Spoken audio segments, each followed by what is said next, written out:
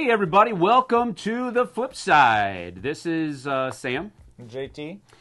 And we began a top 10 list of lucky games on the Dice Tower back on Friday, and we're going to finish it right here, right now, on the Flipside. This is our top 5 lucky games. Now, to carry the conversation over, we're using JT's title. That's right. Top 5 games that use luck well.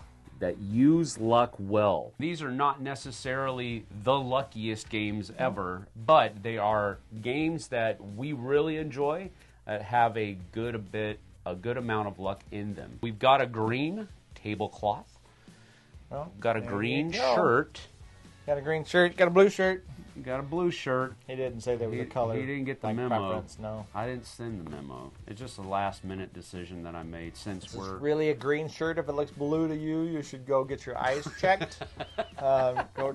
This is a green Dice Tower Cruise shirt. Mm-hmm. They had them in green. You just missed it. All right. Well, let's get to it. Our top 5 games that use luck well. Let's hit it. All right.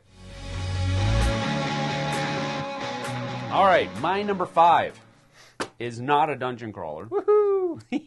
It is by Games Workshop, however. Oh. And goodness. This one is called Warhammer Underworlds, and there are a number of different boxes for it. Shadespire, Night Vault, Harrow Deep, Dire Chasm, you name it. But the name of the game is Warhammer Underworlds, and it's basically a team-based, like, scrunched-down version of Warhammer, and you basically have a team of anywhere from about 3 to, I think, 6 models on your team, and you have to take it against your opponent's team. You can play it with 3 or 4 players, but you're asking for trouble if you do that. You're just going to be... It's not a good best game. Best 1v1, right? It's best 1v1, absolutely. And there's a couple of different ways that luck creeps into this one. First of all, you're rolling dice to hit.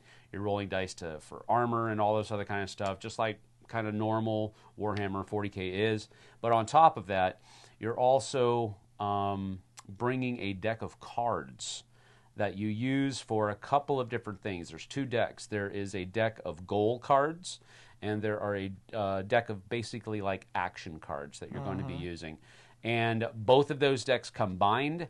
Now, you can construct your decks, and you can construct your deck as there's a small and a large window of how many cards you can have in your deck. So if the fewer amount of cards you have, the more succinct, I guess you could say. This is a deck they're bringing pre-built to the game. You can pre-build them. Yes, you can pre-build them, and that's one of the things that I actually don't like about the game. And therefore, I never play it that way. I always try to play with the basic deck of cards, or I build both of the decks, and I try to do so equally. But the luck of the draw comes out, and because you're going to draw your hand of cards, and you might be looking for that one card, and it just doesn't come up, But the gold deck is where I've really seen the most luck happen. Might as well be playing Magic the Gathering with dudes on a map. There's some truth to that. But the gold deck is where I've found the most luck come out, because one person could get some pretty beefy gold cards up that are really hard to accomplish, and the other guy could get a bunch that are just easy to accomplish, and he kind of runs away with it, getting good rolls and knocking the other people out faster. Sure.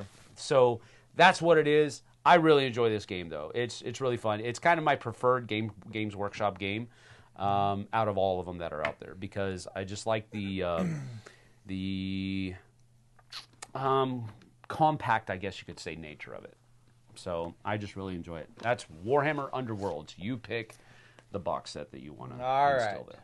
Number 5. My number 5 is a game where you're not really trying to be lucky. You're really trying not to be unlucky, I think.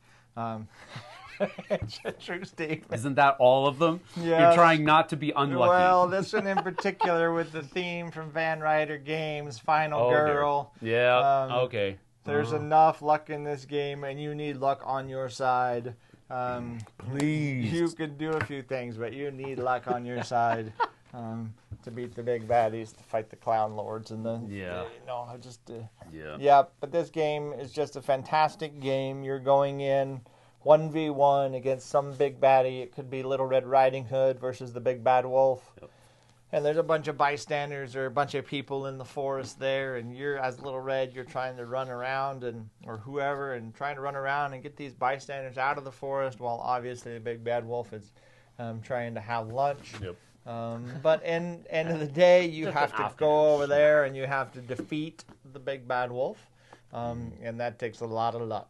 There's a lot of things you can do. There's a fantastic card manipulation and stuff like that, but I really need these 2 hits to do something right now, and then you roll a bunch of blanks and you pay for it. So it's never worked for me, but one of the ways that I like the luck in this game the best is when you take your final hit. Mm-hmm. Oh yeah, you flip over a token. Flip over a token, and you might have a second wind there. Yep. That's a cool. A cool. But I've never had the second wind show up. But there's only like what 1 or 2 of those tokens in that whole. Yeah, maybe 3 or 3 out of 10, I think, or something like that. Regardless, it's very unlikely to get a second, but that's a good piece of luck too, right? Yeah. You're always looking at your chip, going, "Oh, I might have it. I might have it. Yep. I only need 2 more hits." But as far as integrating the theme and the dark horror of it all, if you want to call it that, with all of the luck and lack of luck that come along with it, it's just a fantastic game. You are correct. That's a great pick. And I was not thinking solo games. I probably should have thought about that. But that's a great pick. That should probably be on my list somewhere. We'll take out one of those dungeon crawlers from the last one. Okay, perfect. All right, my number 4 is a game that relies a lot on strategy and tactics, but there is, I think, an equal amount of luck in the dice rolling, and that is Memoir 44. I knew you were going to say that. I knew this was going to be on the list. Yep, it is absolutely on the list. And there's another layer that sometimes, for a lot of people, because I have heard this from a lot of people that I've taught the game to, the deck and the cards that are in their hands are so restrictive sometimes. Can be very, very restrictive. And based on what you have on the map. Yep, I totally get that, because if your opponent does well in knocking out one of your units in one of the fields of battle in one of the sections, and you just had the cards from that section, and oh man, that can really take the wind out of your sails. So I get it. Usually you can use your cards to a much lesser effect, granted, in such a way that where you can use them for something, but not what you really wanted to use them for. But one of my things with that side of the luck, because that has been a little bit of an overbearing for some people amount of luck in the game. I say that is where the fog of war comes in, where you know what you want to do, but you can't get that message to your field commander in time. Sure. But again, that seems like a cop-out, but that really is kind of like what it is, in my opinion at least. Yep. But I really enjoy this game. This is one of my favorite games of all time. I've had a lot of people, for every one person that says they don't like it because of the cards, I've had plenty of people that love it. I've had 5 to 10 people tell me that they love the game. So it's just the way it is. But it's my number 4, Memoir 44. Copy that. That makes me think I should have put a different game on this list, but I didn't. But that's okay. I won't put it on there. I won't change anything. My number 4 is an old classic, and this game introduced luck in a way that most games haven't done it before, or didn't do it before that, and this game is Pandemic. The luck of that not contamination. Why am I'm blanking on that? But the epidemic deck, not the the epidemics Cards. inside your deck. That's one, but also the way everything gets stacked and reshuffled and put back on top. Like things are coming, but are you going to be lucky and it's going to pop out right now and screw you over, or unlucky? And like that is the tensest part of Pandemic, right? it's in the top 12 cards and you can't have it right now. Right. But that luck can still kick you. Yep. Just like we talked about with your number 10 game last time, Yep. that luck can just kick you. Yep. And it's just the right luck to keep this game interesting all the time. Yeah. And keep you on your toes. And it keeps you from basically knowing the solution all the time. Yep. There's always that idea that I think this is what we should do, Yep. but I don't know exactly what we should do because I don't know what card's coming up next. That second pandemic card pops up right after the first one. Yep. Oh, That'll that's get so you. painful. But it So connects painful. so well. Yep. Yep. Absolutely. Good pick. All right, my number 3 is actually our first crossover Boom. Wait, what? from JT's bottom 5. From really? Yeah. Dice Throne. Marvel Dice Throne, that is correct. And I mentioned in our bottom 5 list that my list was kind of ordered in least lucky to most lucky. And that's why this one fell on my top 5 and not my bottom 5, because the amount of luck that's in this game is pretty superior. Sure.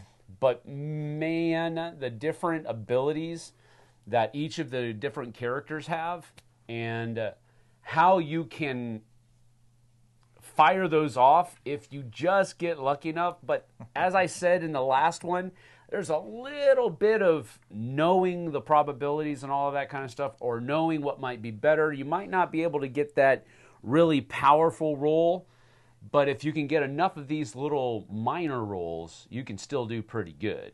And knowing that helps you mitigate some of the luck, but this is still really lucky because you might not even get those little piddly rolls because it just didn't come up for you. But I really enjoy this game. It's so fun, but it is pretty heavy on the luck. Yep.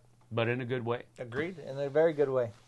So that's my number 3. Our first crossover might be the only one. Nice. It might Marvel be. Dice Yeah, Throne. I'm pretty sure it's the only one, unless you have my number 2, which I don't think you do. But are you reading my list? I'm not sure. I'm not reading your list. All right, my number 3 is kind of easy fodder for a game or for a list like this. In fact, most people would say it goes on a list like this, and that's the Quacks of Quedlinburg. I was gonna put this Putting all one. those chips in your bag and pulling out just that luck of that draw. And why did I just pull out 7 cherry bombs right in a row? Like, could happen. You put in a really juicy one in there that never comes out of your bag again. Never comes out. Like, it's just, this is luck incarnate, luck painfully incarnate as you try to pull. Painfully incarnate. And that's why I didn't include it on my list. Such a fantastic game. Much fun. I do enjoy the game. Yeah. So much fun, so much frustration, so many other things you're doing, but you're making this cool little potion with all of your different ingredients and trying not to make it explode. Yeah, I get it. Put in one too many Alka-Seltzers. Yeah. Too many Mentos. There you go. Too many Mentos in the Coca-Cola. Yeah, pulling stuff from a bag is one of my least favorite forms of luck. I'm trying to think, what other games do we pull stuff from a bag? This is definitely my favorite bag builder. Yeah, no, I do enjoy this one. I do enjoy this game. Yeah. But there have been so many. I can't remember the one. One I just absolutely hated, and I can't remember the name of it. I've blocked it from my memory. But yeah, it's just you. It's one where I can't remember the name of it. Thebes. I remembered. Oh. Thebes, where you have to go around and excavate and dig in these different archaeological things, and you pull things from the bag. You could find nothing. Yep. And then the other guy goes there, pulls one thing from the bag, and finds the best thing that's there.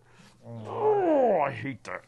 Yeah. But it is what it is. With Quacks of Quedlinburg, you're building your own bag. I think that might be the difference. In Thebes, it's a communal bag, and with Quacks, you have your own little bag building project that you're going on there. So I think that might be the difference. But I do enjoy Quacks. Good pick. All right, my number 2. My number 2 is another Yahtzee variant. King of Tokyo. King of Tokyo, the Dark Edition specifically.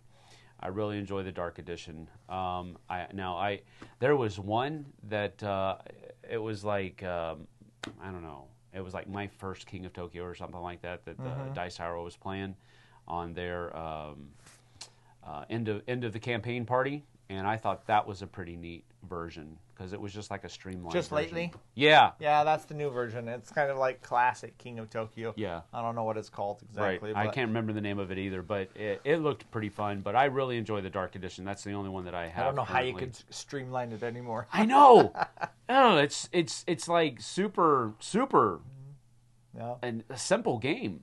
It is literally Yahtzee with some cool theme wrapped around it, just like Dice Throne is, but in a different way. Yeah. This, it's kind of more geared towards multiplayer games instead of just a 1v1. You can play Dice Throne with more than 1v1, but it's a little wonky at that point, and I don't really enjoy it. But King of Tokyo is my number 2. Dark Edition specifically, I really enjoy the game, and it's an evergreen for me. Nice. Indeed. My number 2, my king. Was that a slip? That was not a slip. My number 2, some of you will know very well, I suppose. My number 2 is just, anytime you're gambling, you have to be lucky. And that's Ready, Set, Bet. Oh. All you got is these horses running across the track, and you're trying to bid on them and bet on them and everything else and do it in the right time. And all they're doing is rolling the dice to make these things go across the track. You couldn't be any more lucky than that. You're hedging your bets and putting it on your bets really early so you get it, or you're waiting until right before the line to try to get it on, but you're probably too late because somebody else already picked that horse to go number 1. So it's horse racing. Yeah. It's luck, Yep. 100%, and just good hoot and holler and fun. Yeah. No strategy, just making money and played it. just screwing around. It's Never really played quite it. fun. We need Yeah, to play it. I've never played it. Oh, you're not gonna... I know the Dice Tower guys. Well, at least Tom loves the game. Yeah, and it's really fun. He runs stuff at it, with it all the time at all of the different conventions. So that's his new baby. John D. Clare again. 3 John D. Clares on my list. Well, we know who the master of luck is. That's right. At least according to JT. John D. Clare, the master of luck. All right, my number 1, the last one on the top 5. My number 1 is a game where if you come at this game trying to have a strategy and trying to have a way to win, you will not enjoy it because it is that chaotic, it is that luck-based, and you can just go with the flow. Ticket to Ride. Nope. Thunder Road Vendetta. Oh, yeah. Thunder Road Vendetta. This is nothing but luck, and even when it's bad luck for you, it's still super funny and super fun to watch. That's a perfect number 1. I mean, it is just nothing but chaos, nothing but luck, and it's amazing how beautiful the chaos can be and cinematic with this game, because you could go, I'm going to try to do this. Oh, snap. I went through that danger zone, and it's a slick spot, and it's going to make my car veer off this way, and then I'm going to hit this whatever, and I'm going to flip up into the air, and it's just like absolute lucky random chaos, but it is so fun. It is so fun, and I can't get this to the table as much as I want to, but it is so fun, and they do have a Kickstarter going on right now, and I'm super, super, super, super tempted to back it. Is it for like New Super stuff. Deluxe or more New tracks stuff. and stuff? Yes, more Oh, tracks. wait, I saw this. It's like They got have the this thing that there's like a derby. Yes. Yeah. Yes. I saw that actually. I was like, oh my gosh, I want to back this so much. Well, do it. Please, Yeah. please keep it open for a little bit longer, please. Yep, that's a good one. But yeah, it's my number 1, Thunder Road Fun. Vendetta. Such a fun, lucky game, but so fun. That fits right in there with Ready, Set, Bet. My number one, I put it on here for special for all of you people out there that hate it, know as much as I love it. This game utilizes luck in the coolest way ever made. No, one of the coolest ways ever made, and that's Too Many Bones by Chip Theory Games.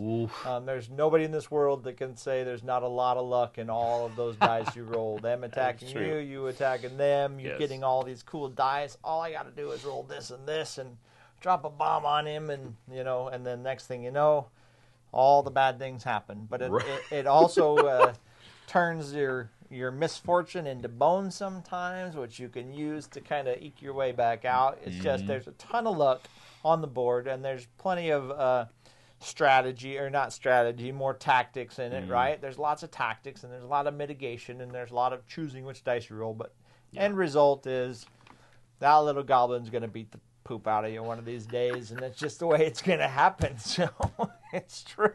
Like, that is true. No matter what you do, he's going to get you. He's going to get you. So that's funny. That's my number one. Too Many Bones. There's a ton of luck involved. Yep.